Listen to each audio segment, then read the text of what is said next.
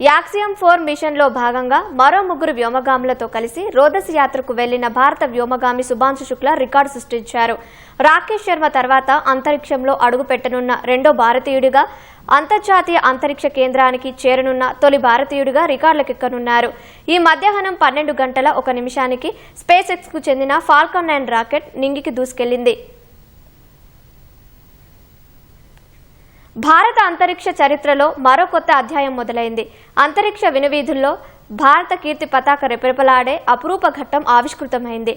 యావత్ ప్రపంచం హర్షధ్వానాల మధ్య భారత వ్యోమగామి శుభాంశు శుక్లా మరో ముగ్గురు వ్యోమగాముల రోదసి యాత్ర ప్రారంభమైంది.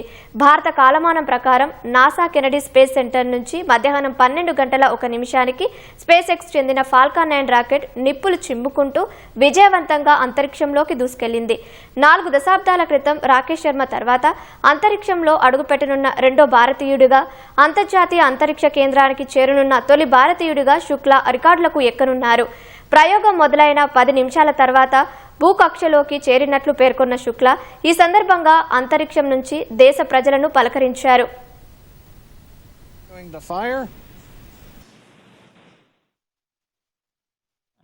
नमस्कार मेरे प्यारे देशवासियों, वाटर राइड 41 साल बाद हम वापस अंतरिक्ष में पहुंच गए हैं और कमाल की राइड थी। इस समय हम 7.5 किलोमीटर प्रति सेकंड की रफ्तार से पृथ्वी के चारों तरफ घूम रहे हैं और मेरे कंधे पे मेरे साथ मेरा तिरंगा है जो मुझे बता रहा है कि नहीं हूँ, मैं आप सबके साथ हूँ।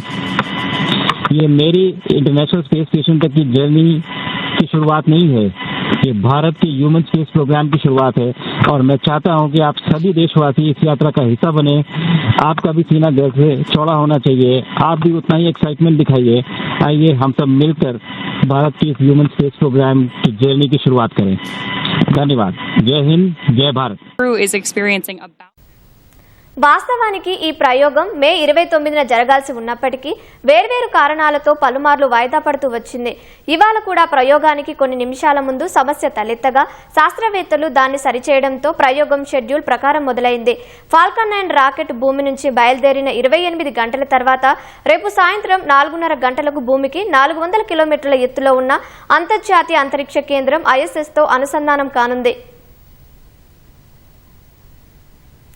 యాక్సియం 4 మిషన్ ప్రయోగంతో 41 ఏళ్ల తర్వాత భారత్కు చెందిన మరో వ్యోమగామి శుక్లా అంతరిక్షంలో భారరహిత స్థితిలో తేలియాడబోతున్నారు.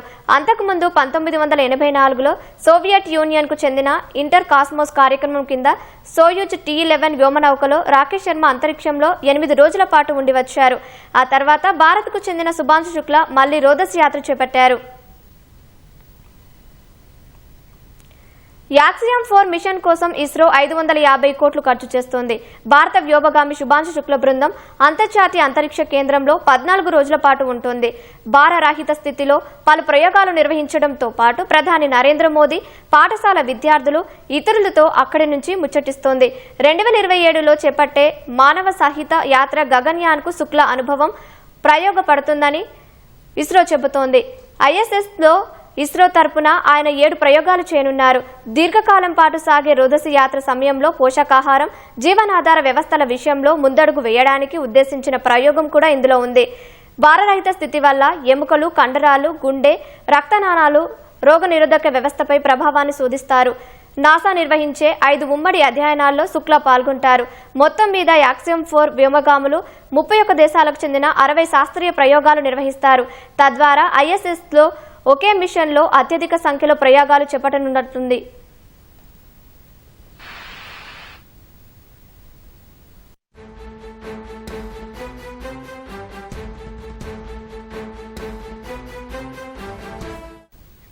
యాక్సియం 4 మిషన్కు నాసా మాజీ వ్యోమగామి పెగ్గీ విట్సన్ కమాండర్గా, భారత వ్యోమగామి శుభాంశు శుక్లా ఫ్లైడెట్ బాధ్యతలు నిర్వహిస్తున్నారు.